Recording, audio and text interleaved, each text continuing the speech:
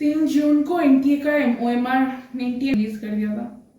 सभी ने अपना रिजल्ट देखा होगा, सभी ने मार्क्स काउंट कर चुके होंगे, सभी अभी बहुत जन सिक्योर हो चुके होंगे, श्योर हो चुके होंगे कि उनको एमबीबीएस का सीट मिलने वाला भी है या नहीं।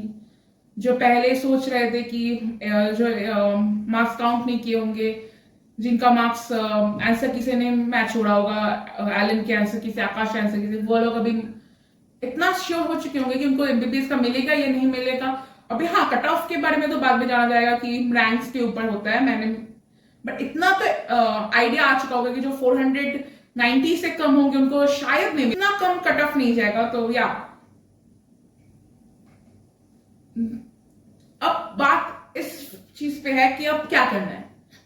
जिनका हुआ है उनको तो पता है, जिनका 520 से ज्यादा है उनको इतना पता है कि हाँ हो जाएगा जीएमसी। जिनका 520 से कम है, जो बॉर्डर लाइन पे है, जो बॉर्डर लाइन से बहुत कम है, जैसे मैं 450, 420, 400 से नीचे, जिन्होंने 500 के लिए मेहनत की थी, जिनका मॉक टेस्ट 500 आ रहा था उनको 300 मिला, जिनका मॉक टेस्ट में 700, 690, 680 एवरेज मिल रहा था उनको अभी पैसा 490, इवन 500 तो आ रहा है। बहुत जन का 470 भी आ रही, वो लोग पैनिक कर चुके थे। इस एग्जाम में कितना क्वेश्चन अटेम्प्ट किया वो नहीं, यही था कि आप कितनी जल्द पैनिक नहीं करते, आप क्वेश्चन से घबराते नहीं है, जो शायद सबको नहीं था, मुझे नहीं था। ट्रस्ट मी, मुझे जितना भी आता था मैं उतना भी नहीं किया।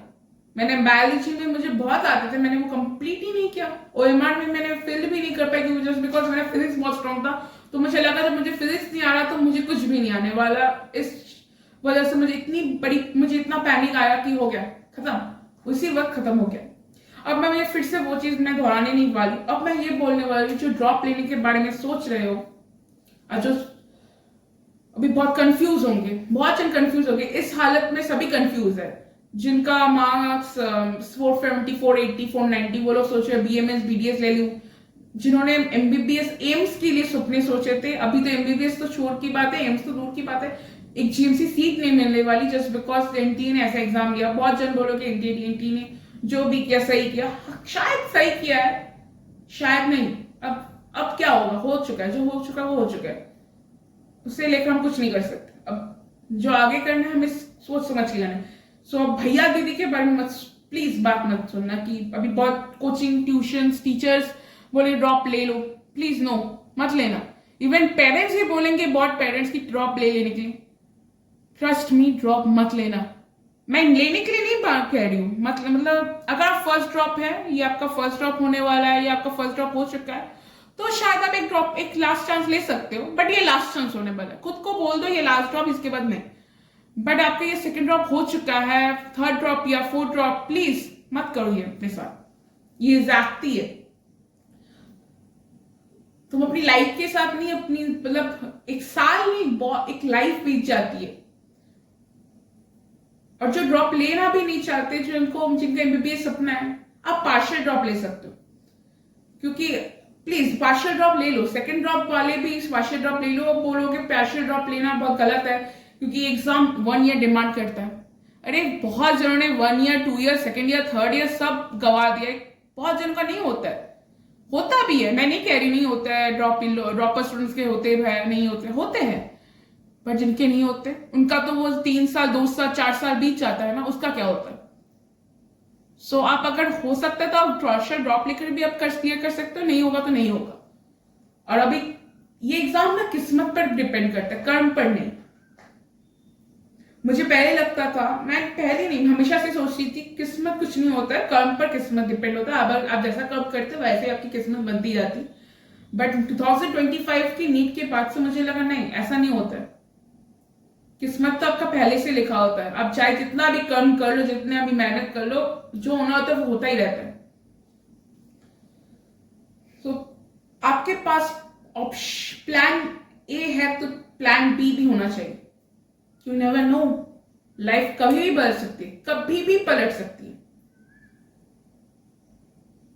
जिन्होंने 2024 में कट ऑफ मार्क्स से थोड़ा कम ला कर 649, 650, 636, 600 के अबव जो भी स्टूडेंट्स थे, उन्होंने जब ड्रॉप लिया होगा तो शायद उनको, शायद नहीं, बहुत मुश्किलें होंगी कि उन्होंने वैसे 680, 640 नहीं, चाहे जितना भी इजी क्वेश्चन पेपर क्यों ना आया हो 2024 का, 600 के वो जो भी लाए थे वो लोग सच में बहुत मेहनत करके लाए थे, विदाउट जो जिन लोगों ने चीटिंग नहीं की होगी।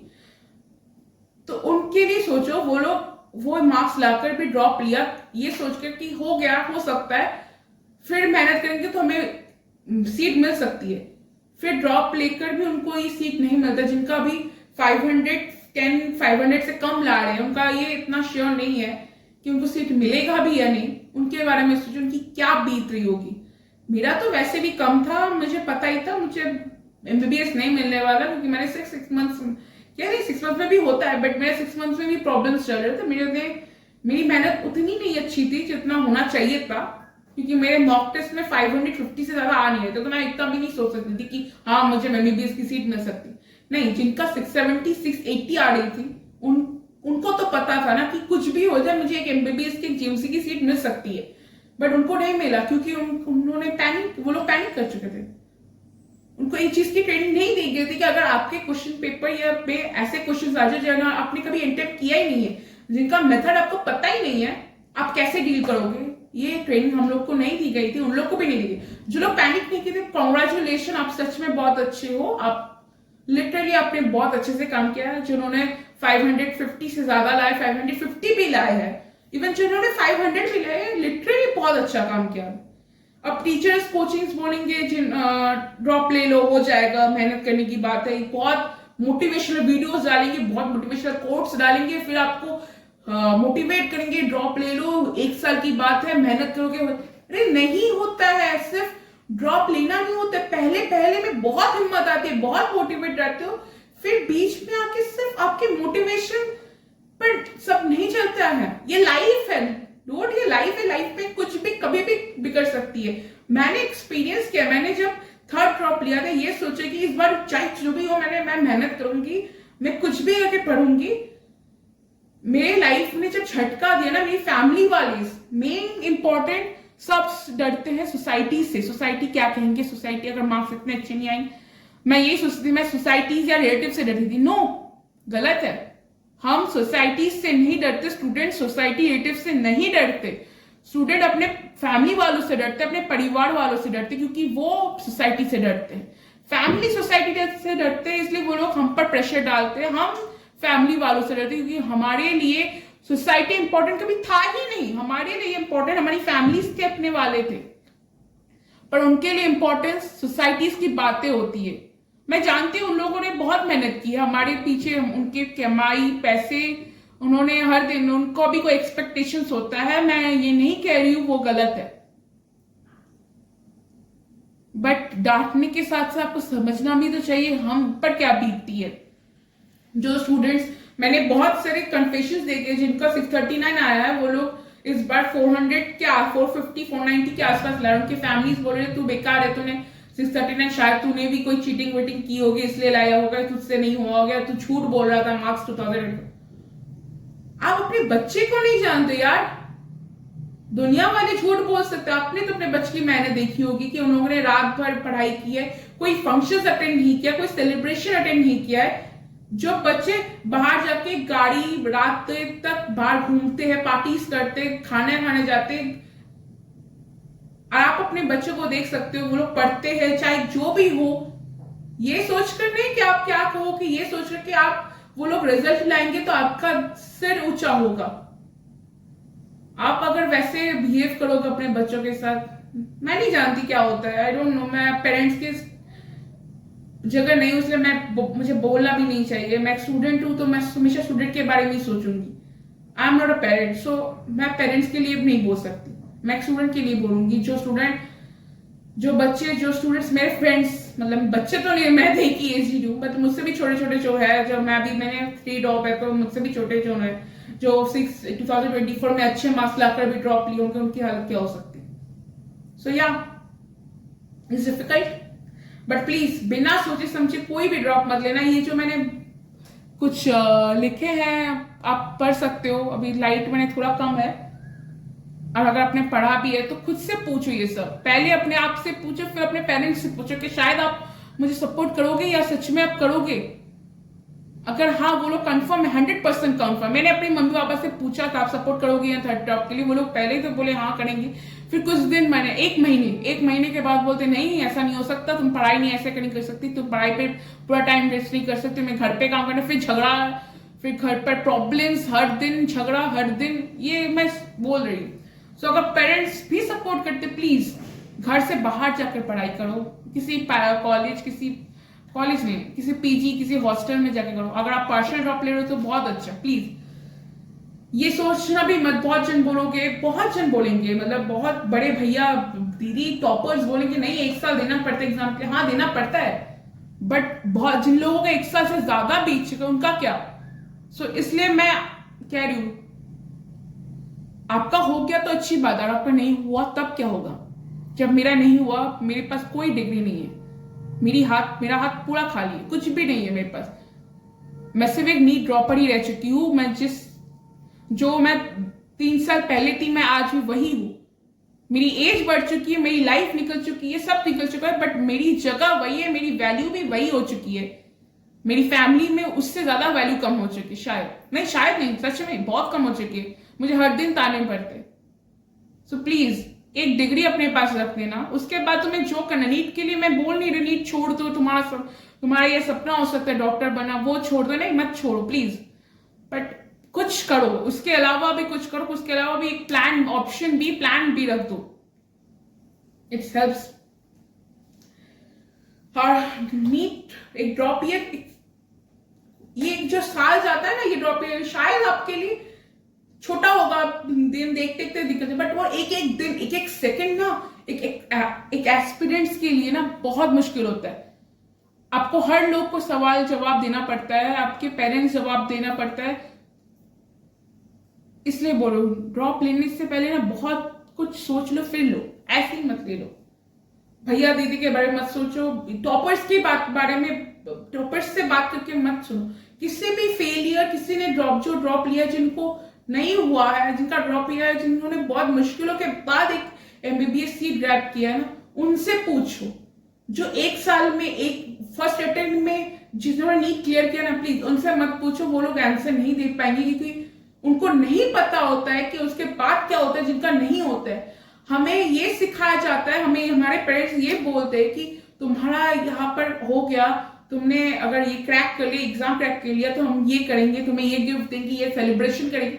बट तुम्हें ये नहीं बताया जाता कि अगर तुम्हारा नहीं हुआ, तुम अगर फेल हो गए तो तुम क्या करोगे या हम क्या करेंगे, कोई नहीं बताता। ये छिछोरे में शायद आपने देखा होगा, ये मूवी छिछोरा देखा होगा,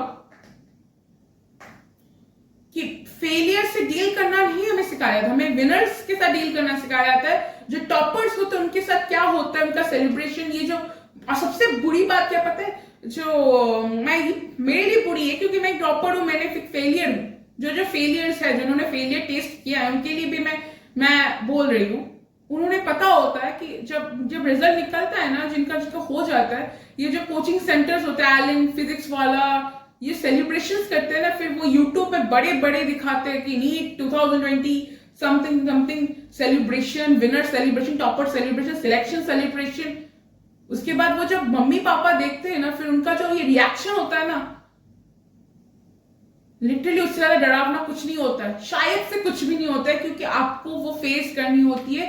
जो सेलिब्रेट करते हैं, मैं नहीं कह रही वो सेलिब्रेट नहीं करे, बट वैसे क्यों दिखाते हो, आप सेलिब्रेट करो ना, अपने अंदर सेलिब्रेट करो। ये बार बार आप जो दिखाकर बुलाकर करते हो ना, क्या होता है उससे?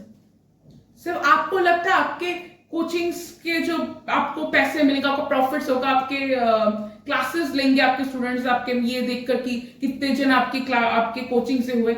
बट आपको ये नहीं पता होता कि जिन स्टूडेंट्स का नहीं हुआ है, उनके पेरेंट्स जब ये देखते हैं ना, उन स्टूडेंट्स के ऊपर क्या बीतती है। विजय माल्या के पॉडकास्ट आया है, शायद आप लोगों ने देखा होगा, बहुत जनों नहीं देखा होगा। उन्होंने कहा है बिजनेसमैन के ऊपर कि इंडिया में जो बिजनेस चलता है वो विनर होता है, जो बिजनेस फेल हो जाता है वो फ्रॉड हो जाता है।